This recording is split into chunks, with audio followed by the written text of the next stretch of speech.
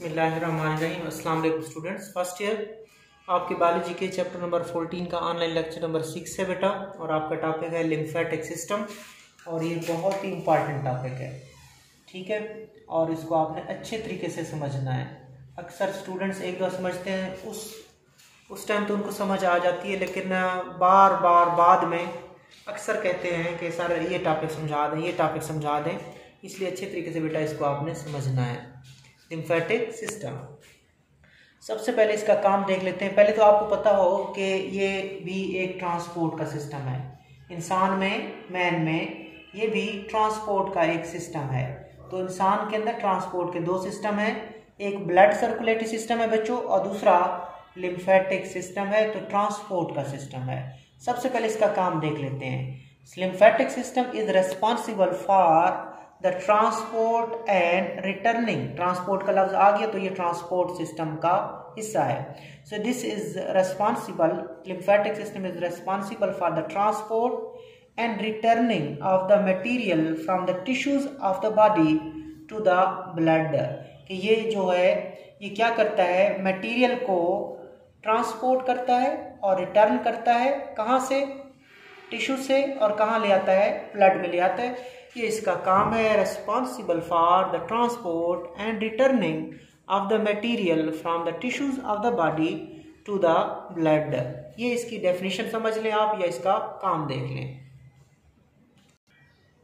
ये मैं थोड़ा सा समझा देता हूँ बेटा। ये आर्टरी है और आर्टरी में ब्लड फ्लो कर रहा है। फिर आर्टरी आगे डिवाइड हो जाती है आर्टेरियोल्स में, और आर्टेरियोल डिवाइड हो जाते हैं किसमें बेटा? कैपिलरी में। आर्टरी, आर्टेरियोल, कैपिलरी, फिर वेन्यूल और फिर क्या बन जाती है? वेन बन जाती है। ये जो कैपिलरी होती है यहाँ पे खून का प्रेशर थोड़ा ज़्यादा होता है, ठीक है।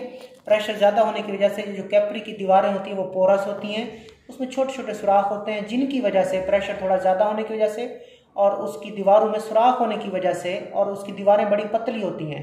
प्रेशर तो वैसे आर्टरी का बेटा ज़्यादा होता है, लेकिन उसकी दीवारें 3 लेयर पर मुश्तमिल होती हैं। उसकी जो वाल है ऐसा, वहाँ से जितना भी प्रेशर हो खून बाहर नहीं निकलता। यहाँ पे चूंकि कैपिलरी की वाल जस्ट 1 सेल थिक होती है, दूसरे लफ्ज़ में बहुत ही थिनेस्ट होती है और पोरस भी होती हैं, छोटे छोटे सुराख होते हैं, इंटरसेलुलर स्पेसेस कहते हैं उनको। वहाँ से ब्लड का कुछ मवाद बाहर निकल आता है और किसको घेरता है? सेल्स को सराउंड करता है। और इसका नाम क्या कहलाता है? इसका नाम टिश्यू फ्लूइड कहलाता है। ये क्या बन जाता है बेटा?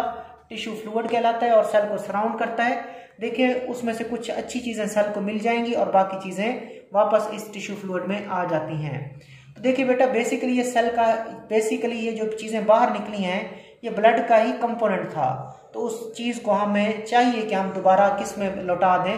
ब्लड को लौटा दें। तो अल्लाह ताला ने इसी मटेरियल को, जो किसका था? ब्लड का था बेटा। ब्लड से चीज़ें आई थी और सेल को सराउंड किया था, टिश्यू फ्लूइड बना था। तो चूंकि ये चीज़ें सारी ब्लड की हैं, लिहाजा दोबारा इनको जाना चाहिए ब्लड के पास, वरना तो ब्लड का जो वॉल्यूम है वो बहुत ज़्यादा कम हो जाएगा। लिहाजा अल्लाह ताला ने हमारे अंदर लिम्फेटिक सिस्टम रख दिया जो कि रिस्पॉन्सिबल है इन्हीं चीज़ों को, जो खून की चीज़ें आई थी, सेल को सराउंड किया था, इन्हीं चीज़ों को ट्रांसपोर्ट करने का और इन्हीं चीज़ों को दोबारा रिटर्न करने का। कहाँ से? टिश्यूज ऑफ द बॉडी से दोबारा कहाँ तक पहुँचाना है? ब्लड में पहुँचाना है। कहाँ पहुँचाना है? दोबारा ब्लड में। इसने उन चीज़ों को दोबारा पहुंचाना होता है।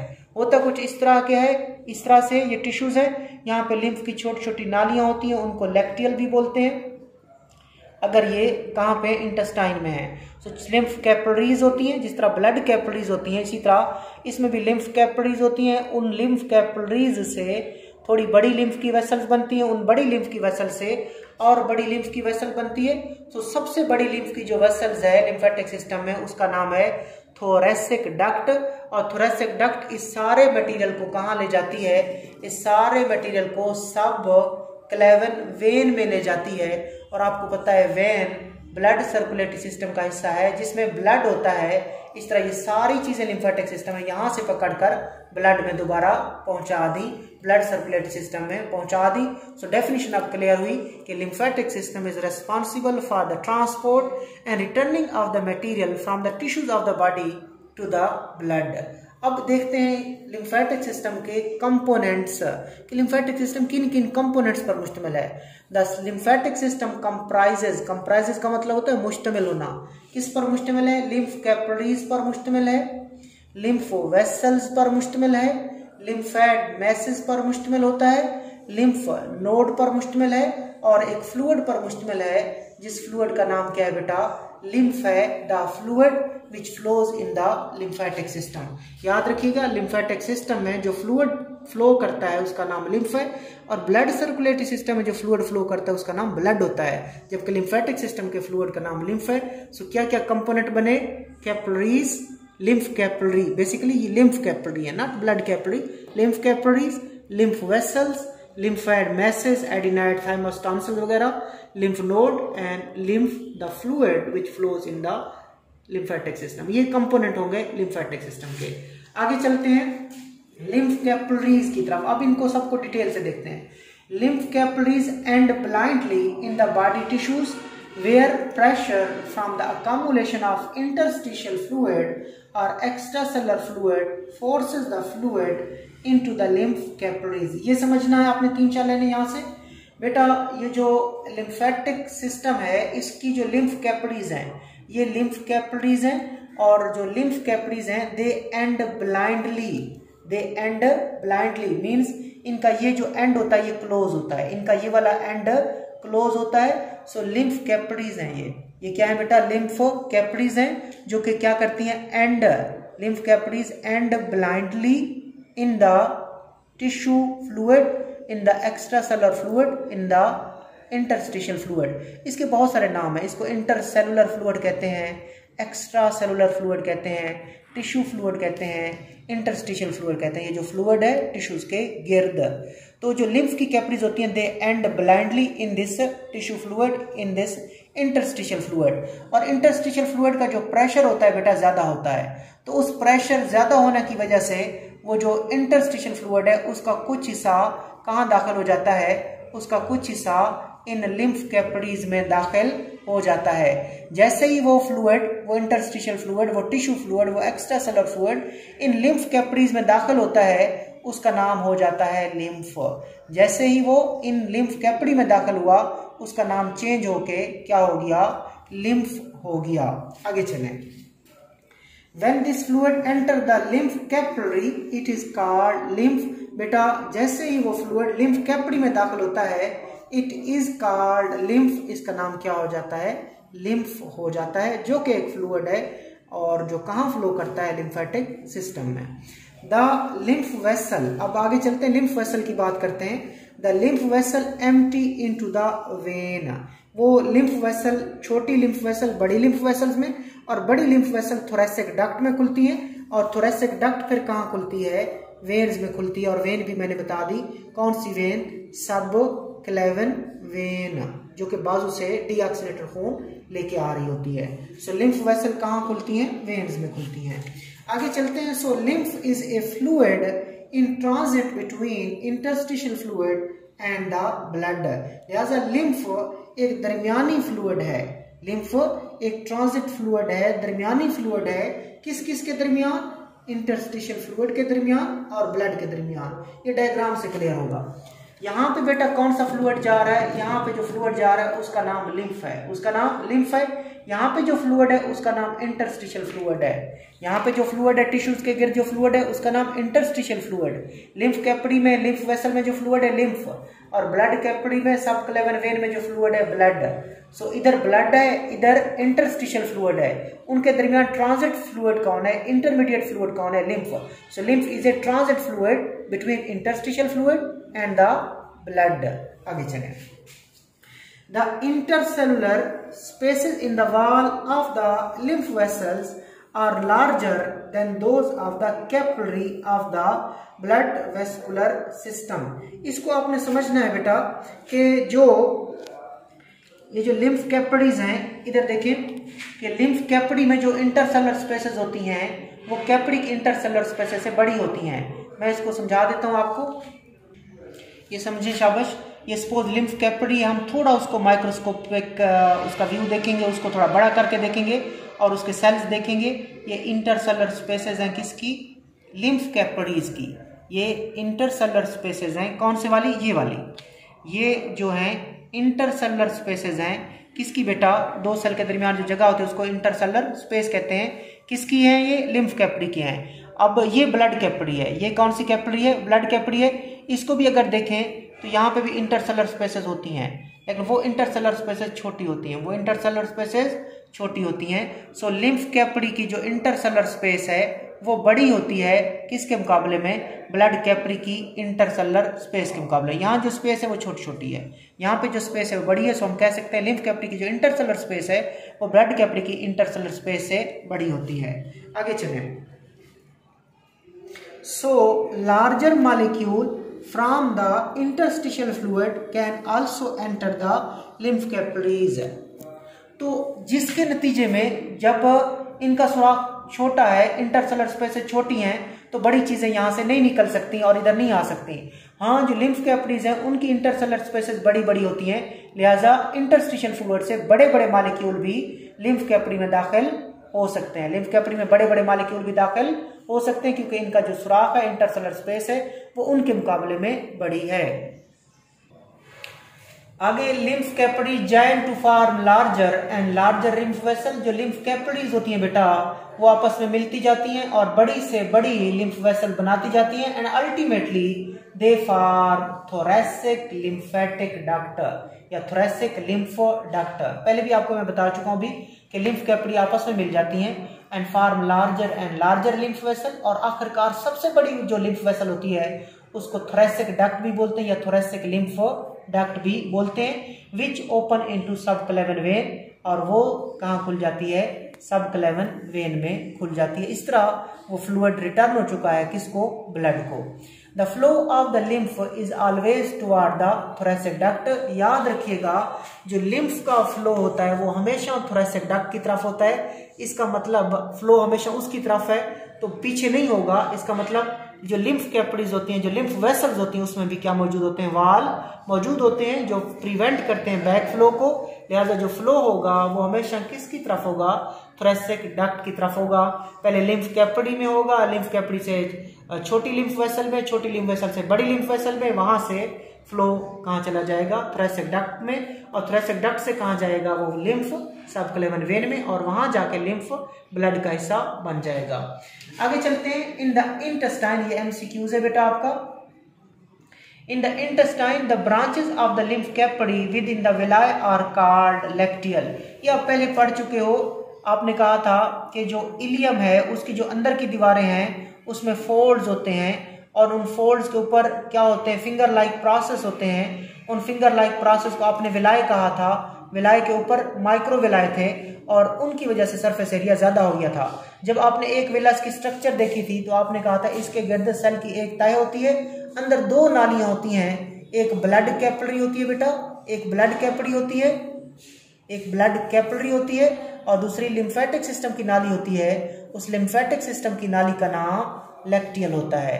ठीक है, लिम्फेटिक सिस्टम की लिम्फ कैपिलरी का नाम जो विलाय के अंदर हो, इंटेस्टाइन के अंदर हो, उसका नाम लैक्टियल है। तो यही कुछ कहा जा रहा है कि in the intestine the branches of the lymph capillary within the villi are called lacteals. के इंटेस्टाइन के अंदर लिम्फ कैपिलरी की जो ब्रांचेस होती हैं विलाय के अंदर, उनको हम लैक्टियल्स कहते हैं। आगे चलते हैं। The flow of lymph is maintain by, कि लिम्फ का जो फ्लो है उसको कौन मेंटेन करता है बेटा? ये वही जवाब है जो अगर आपसे पूछा जाए कि वेन के अंदर खून के फ्लो को कौन मेंटेन करता है। आपने कहा था muscular activity, contraction of the muscle और सेमिल्यूनर वॉल। तो सेम यहाँ पे जवाब भी बनता है कि लिम्फ कैपिलरीज के अंदर, लिम्फ वेसल के अंदर जो लिम्फ का फ्लो है उसको कौन यकीनी बनाता है, उसको कौन मेंटेन करता है? जवाब सेम आएगा। तो the flow of lymph is maintained by activity of skeletal muscle, के स्केलेटल मसल की एक्टिविटी, मूवमेंट ऑफ द विसरा, विसरा बोलते हैं ऑर्गन्स को, हमारे जो आज़ा होते हैं वो मूव करते हैं, उन विसरा की, उन ऑर्गन की मूवमेंट से भी लिम्फ का फ्लो मेंटेन होता है, ब्रीदिंग मूवमेंट से भी लिम्फ का फ्लो मेंटेन होता है, and valves which prevent back flow of the lymph. So wall की वजह से, ब्रीदिंग मूवमेंट की वजह से, मूवमेंट ऑफ द विसरा की वजह से, एक्टिविटी ऑफ स्केलेटल मसल की वजह से लिम्फ का फ्लो जो है वो मेंटेन रहता है। आगे चलते हैं। Along the pathway, the lymph vessel have at certain points masses of connective tissue where lymphocytes are present. These masses are called lymph node. अब अगला आपका शॉर्ट क्वेश्चन है, what are lymph node? ठीक है बेटा, इस तरह लिम्फ फ्लो कर रहा है और लिम्फ फ्लो के रास्ते में क्या आ जाते हैं, कहीं कहीं पे कुछ जो पॉइंट्स हैं बॉडी में वहां पे आ जाते हैं मैसेज ऑफ कनेक्टिव टिश्यू आ जाते हैं। उन मैसेज ऑफ कनेक्टिव टिश्यू का नाम है लिम्फ नोड। लिम्फ नोड, वो लिम्फ नोड क्या करते हैं, बेसिकली लिम्फ को फिल्टर करते हैं। याद रखिएगा बेटा, लिम्फ नोड लिम्फ को क्या करते हैं, फिल्टर करते हैं। और बेसिकली होते क्या है lymph node, message of connective tissue होते हैं और यहाँ पे क्या मौजूद होते हैं, लिम्फोसाइट। और लिम्फोसाइट कौन है, आपके व्हाइट ब्लड सेल्स की टाइप्स हैं, आपके व्हाइट ब्लड सेल्स की टाइप्स हैं। सो देखा आपने कि अलॉन्ग डायग्राम भी देखते रहे बेटा, डायग्राम भी देखते रहना है और ये लाइनें देखें कि along the pathway the lymph vessels have at certain point message of connective tissues, के जो लिम्फ वेसल्स हैं उनके रास्ते में क्या आ जाते हैं, मैसेज ऑफ कनेक्टिव टिश्यूज आ जाते हैं। इन मैसेज ऑफ कनेक्टिव टिश्यू को हम क्या कहते हैं, लिम्फ नोड कहते हैं, जहां पे क्या मौजूद होते हैं, लिम्फोसाइट मौजूद होते हैं। लिम्फ वेसल के रास्ते में मैसेज ऑफ कनेक्टिव टिश्यू होते हैं, लिम्फ नोड कहलाते हैं, वहां पे लिम्फोसाइट मौजूद होते हैं। Several efferent lymph vessel enter a lymph node which is drained by a single efferent lymph vessel। ये डायग्राम से भी मैंने बेटा जाहिर की है कि देखें ये लिम्फ नोड है, ये वाला लिम्फ नोड है, इसके अंदर बहुत सारी वेसल आ रही हैं, ये वेसल भी इसके अंदर आ रही है, ये वेसल भी इसके अंदर आ रही है और ये लिम्फ वेसल भी इसके अंदर आ रही है। जो वेसल इसके पास आती है वो क्या कहलाती है, एफरेंट वेसल्स कहलाती हैं। और वो कितनी होती हैं, वो सेवरल होती हैं। और निकलती कितनी है, एक निकलती है और वो क्या होती है, इफरेंट होती है। तो याद रखिएगा बेटा कि बहुत सारी सेवरल एफरेंट लिम्फ वेसल वो इसके पास आती हैं और वहां से जो लिम्फ आगे ले जाती है वो कितनी होती है, लिम्फ नोड के बाद कितनी होती है, एक ही होती है और उसका नाम इफरेंट लिम्फ वेसल्स है।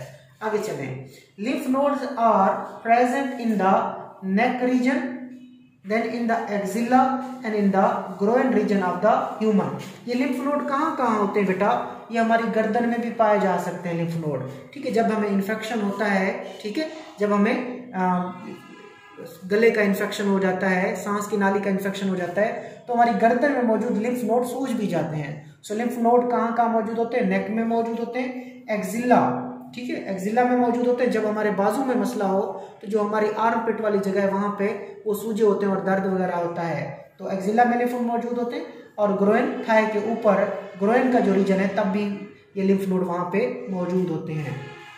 कहाँ कहाँ, नेक में मौजूद होते हैं लिम्फ नोड, एक्सिला में और ग्रोइन के रीजन में मौजूद होते हैं। In addition several lymph masses, in addition several lymphoid masses are present in the wall of the digestive tract, in the mucosa and in the submucosa। ठीक है बेटा, इसके अलावा lymphoid masses होते हैं वो कहाँ मौजूद होते हैं, हमारे डाइजेस्टिव सिस्टम की दीवारों में मौजूद होते हैं, म्यूकोजा में भी मौजूद हो सकते हैं और सब म्यूकोजा में भी मौजूद हो सकते हैं। ये हमारा बेटा डाइजेस्टिव सिस्टम है और इसकी जो इनर लेयर होती है इसको बोलते हैं म्यूकोजा। उस म्यूकोजा में भी लिम्फोइड के मैसेज मौजूद होते हैं। म्यूकोजा के नीचे जो लेयर होती है ये हिस्टोलॉजी में हम देखते होते हैं, ठीक है, तो म्यूकोजा के नीचे जो लेयर होती है उसको सब म्यूकोजा कहते हैं, वहां पे भी लिम्फोइड मैसेज मौजूद होते हैं। So lymphoid masses they are present in the mucosa and the submucosa of our intestine और ऑफ आवर डाइजेस्टिव सिस्टम। इसके अलावा लार्जर लिम्फोइड मैसेज भी होते हैं। The larger lymphoid masses are spleen, then thymus, then tonsils and then adenoid। बड़े बड़े lymphoid masses कौन कौन से हैं, स्प्लीन है बेटा, थाइमस है, टॉन्सिल्स है और एडिनॉइड है। They are the larger lymphoid masses। These produce lymphocyte। याद रखिएगा ये जो lymphoid masses होते हैं, इन lymphoid masses का काम lymphocyte पैदा करना। ठीक हो गया, तो ये आपने देखा। आगे चलते हैं, अब चलते हैं हम लिम्फेटिक सिस्टम जो है इसके फंक्शंस की तरफ चलते हैं, इसके कामों की तरफ चलते हैं। There are several function perform by the lymphatic system. Lymphatic system जो है वो बहुत सारे काम करता है। पहला काम, in an average person about 3 litre और more fluid leaves the blood capillaries than is reabsorbed by them each day. कि रोजाना एक इंसान में तकरीबन 3 लीटर जो फ्लूइड होता है वो कहाँ से निकलता है, ब्लड कैपिलरी से निकलता है और वो जज़ब नहीं हो सकता, ब्लड कैपिलरी से जज़ब नहीं होता। तो रोजाना एक दिन में 3 लीटर का फ्लूइड ब्लड कैपिलरी से निकलता है और उससे वो जज़ब नहीं हो सकता। इट रिटर्न फिर लिम्फेटिक सिस्टम वो काम करेगा। उसको रिटर्न कौन करेगा, क्योंकि ब्लड कैपरी तो उसको रीअब्जॉर्ब नहीं कर रही, तो कौन करेगा रीअब्जॉर्ब, दोबारा कौन ब्लड में ले जाएगा, lymphatic system. So lymphatic system return this excess fluid, lymphatic system इसी एक्सेस फ्लूइड को क्या करेगा, दोबारा रिटर्न करेगा and its dissolve protein and other substances to the blood, और सारी चीजों को कहाँ ले जाएगा, ब्लड में। मैंने आपको डायग्राम से समझा दिया था कि कैपरी से कुछ चीजें निकलती हैं, वो सेल्स को घेर लेती हैं, टिश्यू फ्लूइड का हिस्सा बन जाती हैं। चूंकि वो ब्लड की चीजें थी लेकिन वो कैपरी में अब्जॉर्ब नहीं हो पाई, लिहाजा उसको कौन ट्रांसपोर्ट और रिटर्न करेगा ब्लड को, लिम्फेटिक सिस्टम। तो लिम्फेटिक सिस्टम का ये काम था। ये एमसीक्यूज है कि इन an average person about 3 liter or more fluid leave the blood capillary then is reabsorbed by them, कि कैपरी से तकरीबन 3 लीटर का वो मादा बाहर निकलता है जो उनसे जज़ब नहीं होता, निकलता ज्यादा है लेकिन उनसे जज़ब, ये 3 लीटर जितनी चीजें उससे जज़ब नहीं हो पाती, कुछ वो ब्लड कैपरी खुद भी जज़ब कर लेती हैं, लेकिन 3 लीटर जितना फ्लूइड जो है उनसे जज़ब नहीं होता।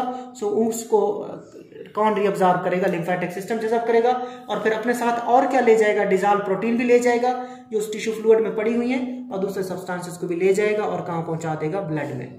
आगे चलते हैं, द लेक्टियल ऑफ द विलाई। आपने कहा था इंटेस्टाइन में, जो आपकी इंटेस्टाइन है स्मॉल इंटेस्टाइन, स्मॉल इंटेस्टाइन में कौन बेटा, इलियम, इलियम की दीवारों में फिंगर लाइक प्रोसेस होते हैं, उनको विलाई कहते हैं। विलाई के अंदर लिम्फ सिस्टम की कैपरी मौजूद होती हैं, उन कैपरीज को विलाई के अंदर लिम्फेटिक सिस्टम की कैपरी को लेक्टियर कहते हैं। ये क्या करती है, the lacteal of the villi absorb large fat globule, कि विलाई में मौजूद लेक्टियर जो कि लिम्फेटिक सिस्टम का हिस्सा है, वो बड़े बड़े फैट के ग्लोब्यूल को जज़ब करती हैं, which are released by interstitial cells after the product of digestion of fat are absorbed. इनको कौन रिलीज करता है, इंटरस्टिशियल जो सेल्स होते हैं वो इनको रिलीज करते हैं। आफ्टर फैटी मील, आगे फिर एमसीक्यूज है, after fatty meal these fat globule may make up 1% of the lymph, कि जब हम एक फैटी मील खा लेते हैं तो उस फैटी मील के खाने के बाद हमारे लिम्फ में तकरीबन 1% वो फैट के ग्लोब्यूल मौजूद होते हैं। फैटी मील के बाद लिम्फ में 1% क्या मौजूद होते हैं, वो फैट के ग्लोब्यूल मौजूद होते हैं। आगे चलते हैं, the lymphatic system helps defend the body against foreign invader. ये जो लिम्फेटिक सिस्टम है बेटा, चूंकि इसमें लिम्फोसाइट्स होते हैं, लिहाजा ये आपके जिस्म की हिफाजत भी करता है, किसके खिलाफ, फॉरेन इन्वेडर्स के खिलाफ, बैरूनी हमरा आवरों के खिलाफ, ये आपके जिस्म की हिफाजत भी करता है।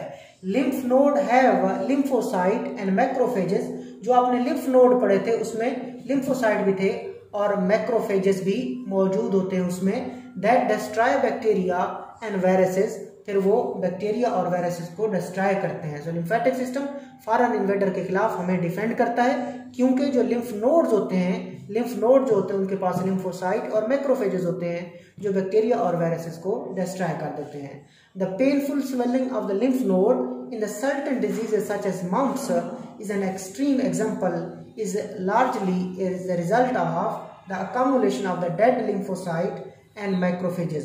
बेटा अक्सर जो होता है जब लड़ाई होती है ना जरासीमों के दरमियान और हमारे वाइट ब्लड सेल के दरमियान, तो वहाँ पे पस बन जाती है या वो चीज़ें स्वेल कर जाती हैं, लिम्फ नोड भी स्वेल करते हैं। मैंने अभी आपको बताया कि अगर हमारे गले का इन्फेक्शन हो जाए तो गर्दन वाले लिम्फ नोड सूजते हैं, अगर हमारे बाजू में कहीं इन्फेक्शन हो जाए तो हमारे एक्जिला वाले सूजते हैं, अगर हमारे पाँव में टांगों में कहीं इन्फेक्शन हो जाए तो हमारे ग्रोइन रीजन वाले लिम्फ नोड सूज जाते हैं।